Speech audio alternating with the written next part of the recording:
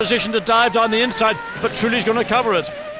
Yes, it's not close enough once again, and Trulli, you can see he's driving the wheels off that Renault to stay in front of Schumacher. You can see the car twitching around. Look at the speed differential through the right-hander there at turn 14, but unless Michael can find a good exit. He's got a good chance because Trulli didn't do a good exit on 15. Michael's got the run of 16. He's got the horsepower. He might take a chance. Trulli will defend, but just watch Schumacher. Here he comes. Can he get down the inside? Yes, yes, yes, yes, yes. Oh, I thought there was going to be contact there, but they managed to sort it out. But look at this. It's now put Michael under attack from Montoya because Michael Schumacher lost ground. Oh, and Trulli's locking up. Montoya taking that wider line, but Michael, oh, and again he makes the mistake there. Well, he doesn't learn the first time, and he certainly didn't learn the second time. Montoya got the momentum back up while this battle for second place is going on, and yet again he tried to take that wide line to give him position so that when he comes through 4 out of 5 and into turn 6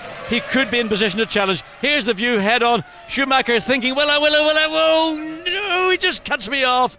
But good motor racing, Formula One. Good racing from the two of them, yes, absolutely. Commitment from both Trulli and Schumacher, but this is still allowing Coulthard to get away. 4.5 seconds is David Coulthard's lead here. Trulli in second place, Michael Schumacher in third, then it's Montoya. Eddie Irvine is still in fifth place. He's dropped about 6 seconds off this battle that we're watching as Michael closes up to Trulli once again. The big problem for Michael Schumacher is that Jarno Trulli is running about 1.5 seconds slower than David Coulthard, and therefore the speed that Schumacher is capable of running at is also down about 1.5 seconds. Coulthard's disappearing into the distance. He's 7 seconds ahead of Jarno Trulli at this moment.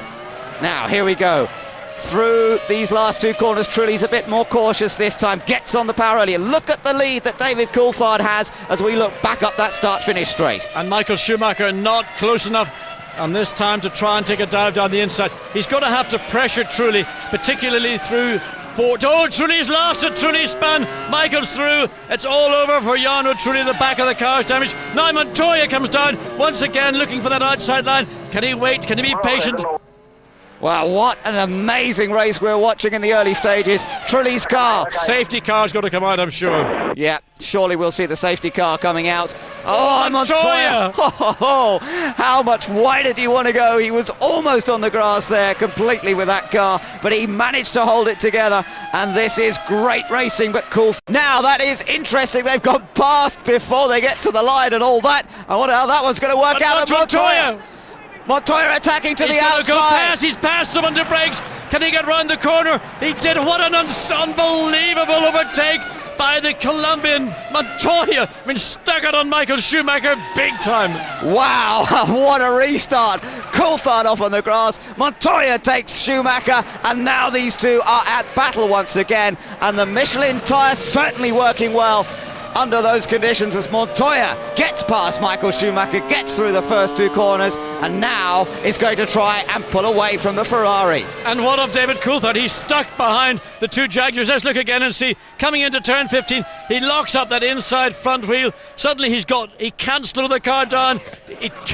I don't believe, David Coulthard, you've got the greatest chance of your career to win a Grand Prix here in Australia, and you blow it like that. Oh, that is such a disappointment. He's still in the race, but look, he's behind his teammate now, Kimi Räikkönen. He's dropped to 5th position. Irvine up into 3rd place in the Jag. He's not going to be able to live for the pace of these lead two. We know that Jaguar has not got the performance at the moment, but he is in 3rd place, and Irvine will desperately try and hold on to that. What a result that would be if they can hold on. Long way to go in this race.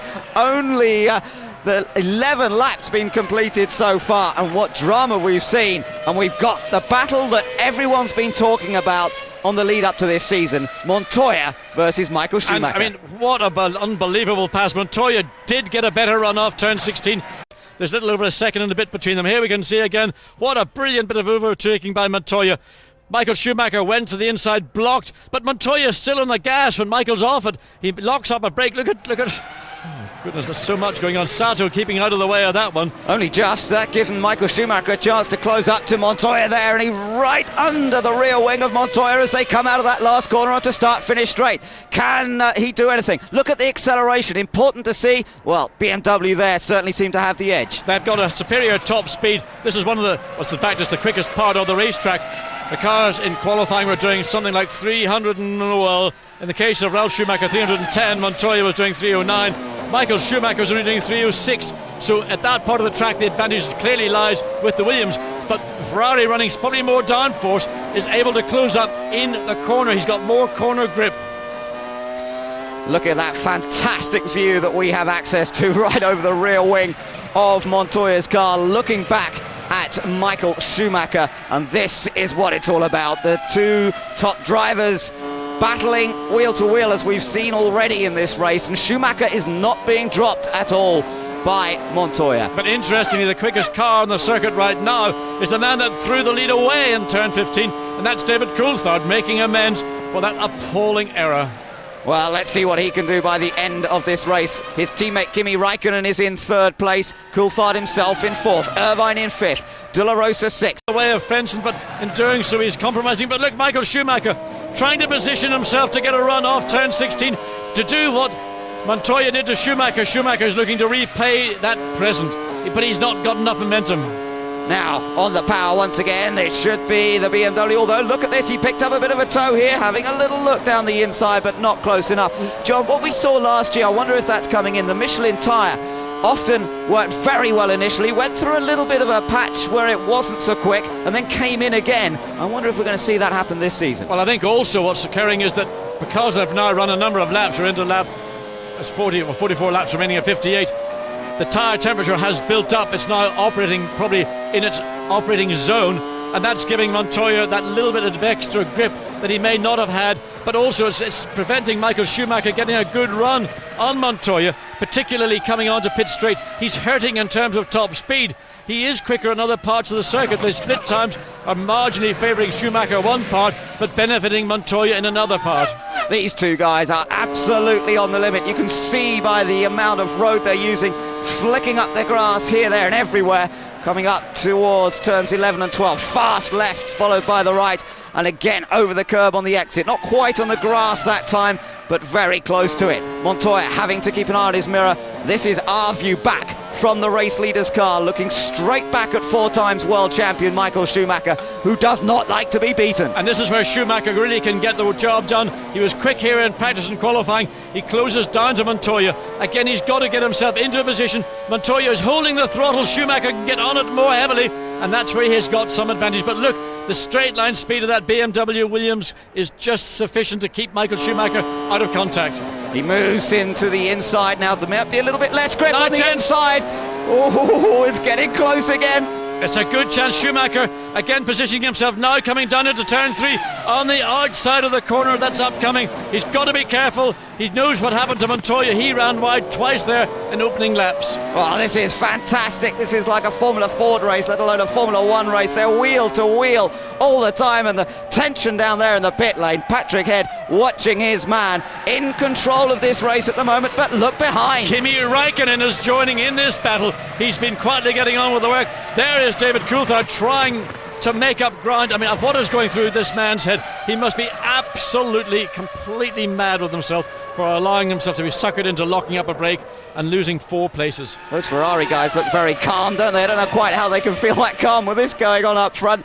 Montoya with just a fractional advantage over Michael Schumacher. Kimi Raikkonen joining in on the party, and David Coulthard's not that far behind himself. He's another 5 seconds back, so he's still got plenty of work to do, but he is going very quickly. Back to the final segment of the circuit again. Schumacher quicker through turn 13 into 14 hole station, now positioning himself. He doesn't want to overrun Montoya. He wants to be able to pick up the throttle, drive the car through 15, and also maintain that momentum through 16 so that he can get onto the rear of the car, and therefore as they come down into turn one at the end of the pit straight to ensure that he's got a chance to pass. He's closing, but again Montoya defends down the inside. Michael can do nothing this time again. But again, Montoya loses speed in the middle part, and here comes Michael. Michael gets back into Montoya, and Schumacher retakes the lead. A round of applause from the Ferrari mechanics. But these two guys are really racing. This is what motor racing's about, wheel to wheel, giving each other just enough room, making tiny mistakes, trying to take advantage, and Schumacher and Montoya, this is what it's all about. Well, that is total brilliance from Michael Schumacher. He knew that he forced Montoya into turn one to brake late, to not then have the ideal entry to the corner. He's probably off the throttle too long. Michael cut back to the right and just drove around him with about another 5 or 6 miles an hour advantage. Now Raikkonen's going to give a lot of heat to Juan Pablo Montoya. Yeah, but look at Michael. He's really beginning to pull away. He's definitely got the speed advantage here. And now that he's managed to get past, he is flying as he begins to pull out. So Montoya on the brakes very late. Can't get the car slowed down, has to straighten it up. Michael sees that, reads it. He just pulls over to the right and just drives around the outside. Thank you, Juan Pablo. I thought you were smarter than you are. Well, that was fantastic, but you can't say that... Schumacher's looking over at Montoya. He's watching him. I bet you he's laughing his head off on that helmet. I bet he is indeed, but he didn't... Neither of them are really making mistakes. It's just pure racing tactics.